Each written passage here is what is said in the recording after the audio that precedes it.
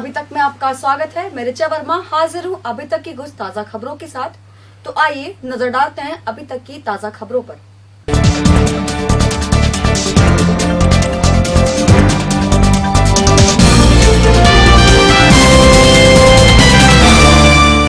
मैटौर में सड़क पार करते वक्त दो बच्चों को तेज रफ्तार कंटेनर ने कुचला। एक की मौके पर ही मौत, एक की हालत गंभीर। पुलिस ने मृतक के शव को कब्जे में लेकर पोस्टमार्टम के लिए भेजा। घायल को जिला अस्पताल में भर्ती कराया। नजीबाबाद में आजीविका मिशन के माध्यम से ग्रामीण उद्यमिता परियोजना के अंतर्गत किया गया 2 दिवसीय मेले का आयोजन। जिला अधिकारी रमाकांत पांडे ने फीता काटकर किया मेले का उद्घाटन। किरतपुर थाना क्षेत्र के गांव सिसौना में तालाब में डूबने से भाई बहन की मौत। दोनों मासूमों की मौत से परिजनों में मचा कोहराम। 8, 9, 10। अरे उनके पेवन 10 हो गए। अरे 10 हो गए बावड़े। 10 नहीं 15। ये तो होना ही था, क्योंकि नया टीवीएस स्पोर्ट ETFI टेक्नोलॉजी के साथ देता है 15% ज्यादा माइलेज। टीवीएस स्पोर्ट, माइलेज का बाप।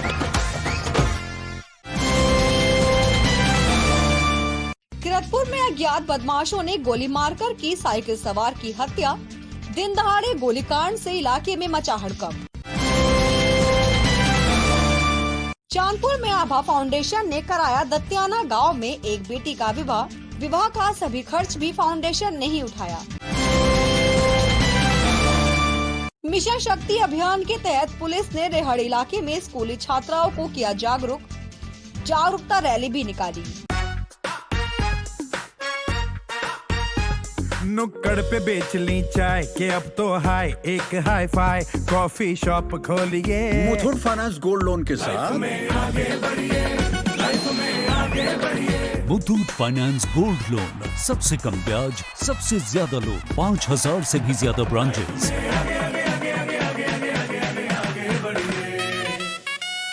1800-313-1212 पर कॉल कीजिए।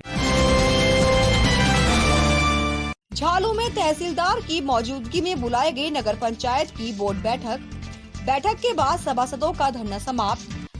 प्रस्तावों पर सर्वसम्मति से लगी मुहर। सिहारा में अल खिदमत फाउंडेशन के प्रदेशाध्यक्ष आसिफ रईस ने थानाध्यक्ष नरेंद्र कुमार गौड़ को किया सम्मानित।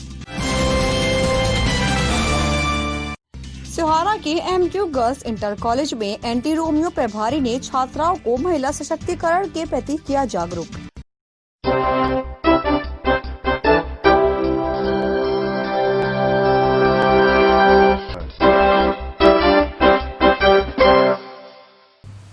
अब खबरें विस्तार से। किरतपुर में बाइक सवार अज्ञात बदमाशों ने एक शख्स की गोली मारकर हत्या कर दी। जहां बाइक सवार बदमाशों ने साइकिल सवार युवक के सीने में गोली मारकर मौत के घाट उतार डाला। घटना थाना क्षेत्र के मौजीपुर गांव के रास्ते की है। बताया जा रहा है कि बाइक सवार बदमाशों ने साइकिल सवार धर्मेंद्र के सीने में गोली मारी, जिससे धर्मेंद्र की मौके पर ही मौत हो गई। घटना की सूचना मिलने पर पुलिस मौके पर पहुंची और शव को कब्जे में लेकर पोस्टमार्टम के लिए भेजा। फिलहाल पुलिस हत्याकांड की तफ्तीश में जुट गई है। तुषार वर्मा की रिपोर्ट। किरतपुर के मौजीपुर धर्मा गांव में धर्मेंद्र नाम के एक जो 28 वर्षीय दिव्यांग युवक है, गांव के बाहर ही गोली मारकर के हत्या कर दी गई। एक व्यक्ति मोटरसाइकिल से आया था, नाम लेकर के उसको बुलवाया। 15-20 मिनट तक उसकी वार्ता होती रही। किस प्रकार में वार्ता हुई ये ज्ञात नहीं हो सका। कई लोगों ने बातचीत करते हुए देखा, मोबाइल से भी बात कर रहा था। किसी बात पर उसने उसके सीने में तमंचा लगाकर गोली मार दिया। मौके पर उसकी मृत्यु हो गई और वो भाग गया। वाहन चेकिंग एवं उसकी गिरफ्तारी के लिए टीमें लगा दी गई हैं। घटनास्थल का निरीक्षण कर लिया गया है। अभी तक किसी ज्ञात कारण का पता नहीं चल सका है। मृतक का पंचायतनामा, पोस्टमार्टम, 302 IPC का अभियोग पंजीकरण एवं अन्य विधिक कार्रवाई की जा रही है। चांदपुर में अग्रणी समाजसेवी संस्था आभा फाउंडेशन ने एक बेटी का विवाह संपन्न कराया। फाउंडेशन ने दत्याना गांव में एक बेटी का विवाह कराया। शादी का पूरा खर्च भी फाउंडेशन ने ही वहन किया। आभा फाउंडेशन के chairman Pushpraj Singh, managing director Abha Singh ने संस्था के पदाधिकारियों के साथ शादी में पहुंचकर बेटी का कन्यादान भी किया और सुखद भविष्य के लिए शुभाशीष दिया। आपको बता दें कि आभा फाउंडेशन पहले भी इलाके में कई जरूरतमंद परिवारों की बेटियों का विवाह करा चुकी है। चांदपुर से गौरव त्यागी की रिपोर्ट। जम्बू द्वीपे भारतवर्षे भास्कर्ये आषाढीशां मासानां मास में कार्तिक मासे यम संवत् 2077 कार्यकाल 1942 महामंगल मासे पुष्पराज जी चतुर्वंश अमुक पुत्र तस्य पुत्रस्य नाम्नि आवा नाम दिव्य अमुक कामार धर्म कामार पुण्य कामार। ये कन्या दान जो है किसी भी कन्या का अपने तो है ही, भाई कन्या का अगर मान दान किया जाए इसके बड़ा दुनिया धर्म और पुण्य कोई नहीं। मिशन शक्ति अभियान के तहत जहां पुलिस प्रशासन जागरूकता अभियान चला रहा है, वहीं रेहड़ पुलिस ने स्थानीय कॉलेजों में जाकर छात्राओं और महिलाओं को जागरूक करने का काम किया। पुलिस ने स्कूलों में जाकर छात्राओं और महिलाओं को मिशन शक्ति को लेकर जागरूक किया और हेल्पलाइन नंबरों की भी जानकारी दी। इस मौके पर स्कूली छात्राओं ने दूसरे लोगों को भी मिशन शक्ति के प्रति जागरूक करने के लिए पैदल मार्च किया। रेहड़ से मनोज गहलोत की रिपोर्ट।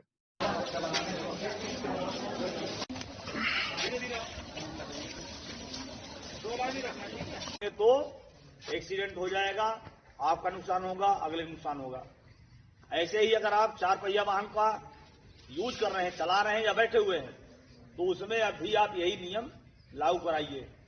तो एक मामला हो गया मिशन शक्ति का, दूसरा यातायात माह का। अब और आपको मिसगाइड करता है या आपको बुरी नजर से देखता है या आपको छेड़ता है जो आप नहीं बता पा रही हैं, तो आप जो है 112 नंबर पे डायल करके, और महिला अधिकारी ही, अगर महिला की समस्या है तो महिला अधिकारी ही उस फोन को उठाएगी, और उस फोन पे जब तक आपकी समस्या का निदान नहीं होता है तब तक वो महिला अधिकारी आपको फोन करती रहेंगी और पूछती भी रहेंगी।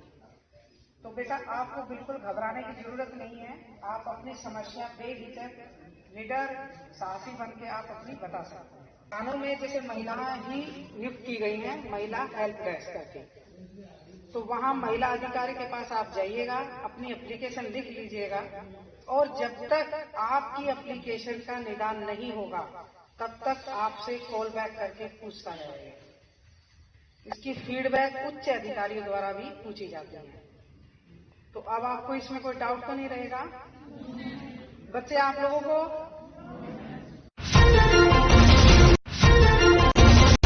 झालू नगर पंचायत में बोर्ड सभासदों और चेयरमैन के बीच चल रहा घमासान बोर्ड की बैठक के बाद खत्म हो गया। लंबे समय के बाद नगर पंचायत बोर्ड की बैठक का आयोजन किया गया। उप जिलाधिकारी और तहसीलदार की मौजूदगी में बोर्ड की बैठक बुलाई गई। बैठक में आला अधिकारियों के होने से गहमागहमी कम हुई और सभी की बात सुनकर विचार विमर्श किया गया। बैठक में सभासदों की समस्याओं का भी निस्तारण किया गया। बोर्ड बैठक में सभी प्रस्तावों पर सर्वसम्मति से मुहर लगी और सभासदों का धरना भी समाप्त हो गया। झालू से तवासिन कसार की रिपोर्ट।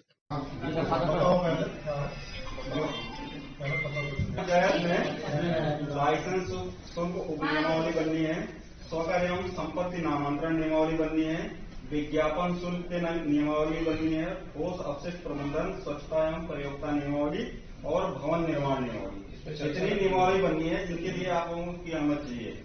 अभी आप लोग अगर अनुमति देंगे तो आज के बाद नियमावली बनना शुरू हो जाएगी। आगामी बोर्ड बैठक में बना के उसको आप लोगों को समझ चाहिए, प्रस्तावों की चर्चा की जाएगी बाद में। कार्यालय में सभासदों का भंग चल रहा था, जो आपकी मांगी थी, अब आपका क्या कहना है? नहीं, हमारा कहना यह है जो हमारी मांग थी वो बैठक में रख दी गई, मांग पूरी हो गई। हमारी जो मांग थी 18 मार्च एक तो बोर्ड की बैठक नहीं हुई थी, सभासदों के जो है प्रस्तावने लिखे जा रहे थे वो लिखे गए, इसलिए बस अब समाप्त की जाए। हमारा जो बजट है इसमें हमारी अनुमानित आय होगी 28,46,41,000 रुपये और अनुमानित व्यय जो हमारा है ये 29 करोड़ 11,66,000 रुपए हमारा अनुमानित व्यय होगा 2020 में। जो बीच में सर्दी से नहीं बनना चाहिए, उसकी पूर्णतः व्यवस्था हो। नगर पंचायत चालू में बोर्ड की बैठक कराई गई। बोर्ड की बैठक शांतिपूर्ण संपन्न हुई।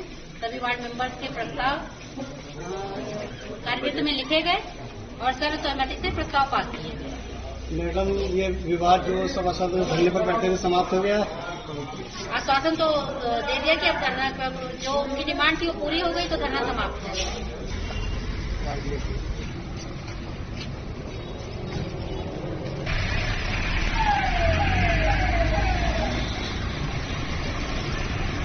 कल नगर पंचायत अधिशासी अधिकारी के खिलाफ आपने आरोप प्रत्यारोप कई मामलों में लगा करके डीएम साहब को एक प्रार्थना पत्र दिया है, इसके बारे में आपको? देखिए, जो मैंने प्रार्थना पत्र दिया है उसके अंदर हमारे अधिशासी अधिकारी लोकल राजनीति में जुड़ चुके हैं और यहाँ पे कुछ भूमाफियाओं के साथ, कुछ दलालों के साथ मिलके झालू नगर को जो है बर्बाद करने में लगे। झालू नगर की संपत्तियां, जो झालू नगर पंचायत की संपत्तियां हैं, उनके अंदर कुछ जगहों पे जो पेड़ थे उनको उन्होंने अपने लोगों से कटवा के उनसे पैसे लेके तय करके जेब में लेके और तब कटवाए। उन पर कोई आपत्ति नहीं की, कोई ऑब्जेक्शन नहीं किया। मेरे द्वारा उनको कई बार फोन भी किया, मौखिक रूप से भी बोला, लिखित रूप में भी दिया, उन्होंने फिर भी उसको कोई आपत्ति नहीं की। इससे साफ जाहिर होता है कि वो उनके साथ शामिल है।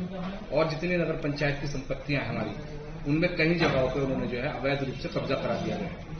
जब से वो आए हैं, जब से लेके अब तक आप जो है सर्वे कर लीजिए, जो मैंने अभी फिलहाल खसरा नंबर लिखे हैं उनकी जांच करा लीजिए, उनको देख लीजिए। और उसके बाद और भी संपत्तियां हैं जिन पे उन्होंने अवैध रूप से कब्जा करा दिया और उनसे पैसे लेके रख लिए। वो भ्रष्ट हो चुके हैं, बिल्कुल पूरे भ्रष्ट थे वो।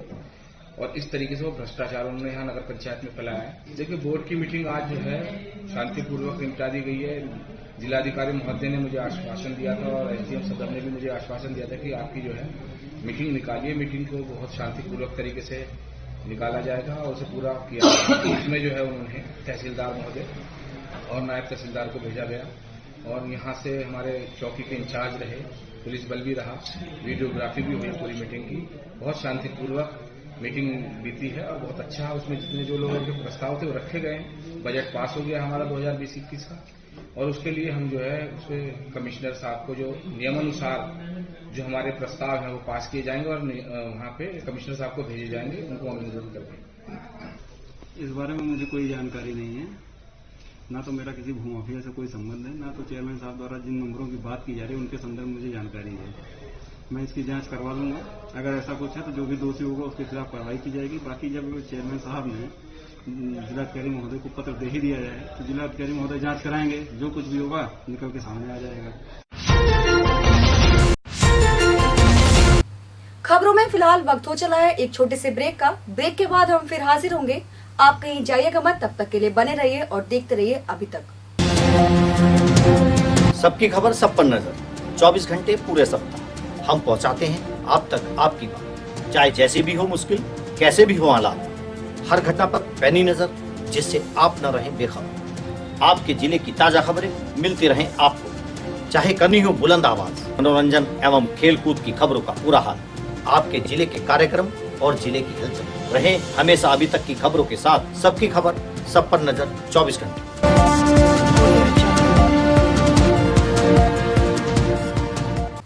ब्रेक के बाद हम एक बार फिर हाजिर हैं, तो आइए नजर डालते हैं अभी तक की बाकी ताजा खबरों पर।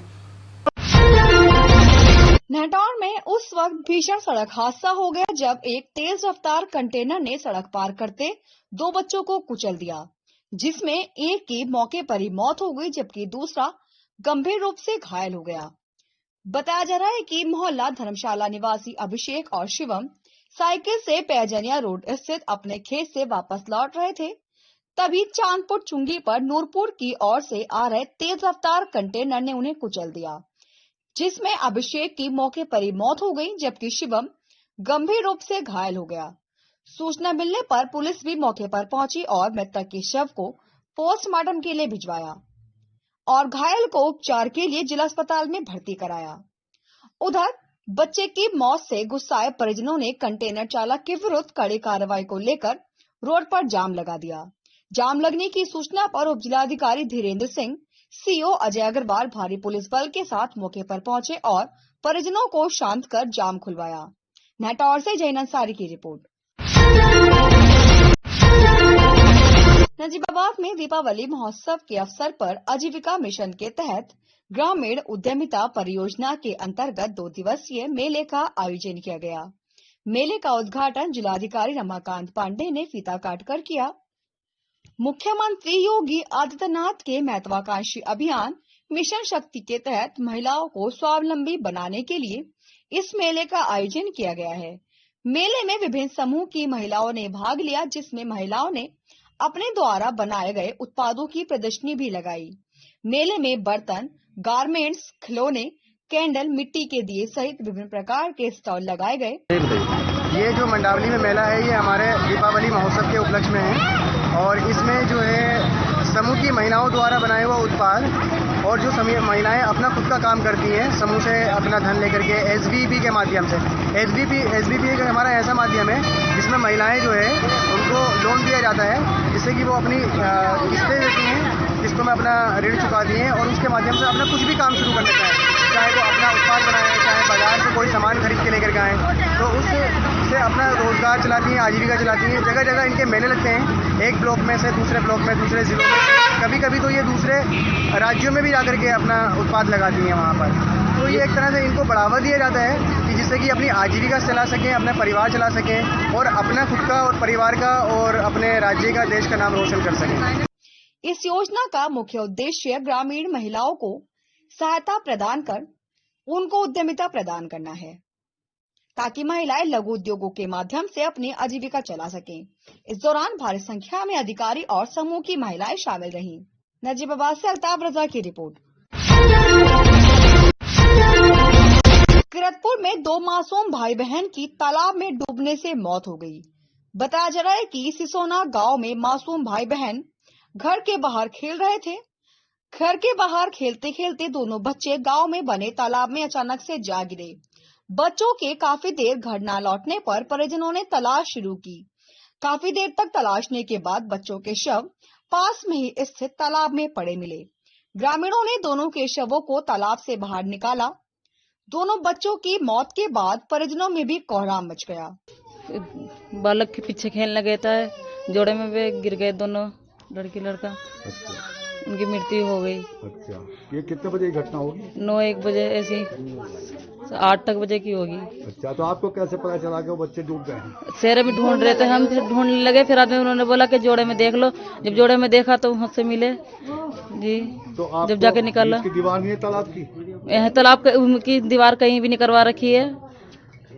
कोई घटना इसके अलावा भी कोई कभी हुई? पहले भी हुई, 5 साल पहले हुए, 5 बच्चे खत्म हो गए जोड़े में। कोई दीवार करवाने कुछ सुनवाई करता ही नहीं है। उधर परिजनों ने ग्राम प्रधान द्वारा तालाब की बाउंड्री न बनवाने का आरोप लगाया है। ग्रामीणों का कहना है कि 5 साल में करीब आधा दर्जन बच्चों की तालाब में डूबकर मौत हो चुकी है। ग्रामीणों ने प्रशासन से तालाब की बाउंड्री बनवाने की मांग की। तुषार वर्मा की रिपोर्ट। खबरों में आज के लिए बस इतना ही। हम कल फिर हाजिर होंगे अभी तक की नई ताजा खबरों के साथ। तब तक के लिए बने रहिए और देखते रहिए अभी तक। नमस्कार।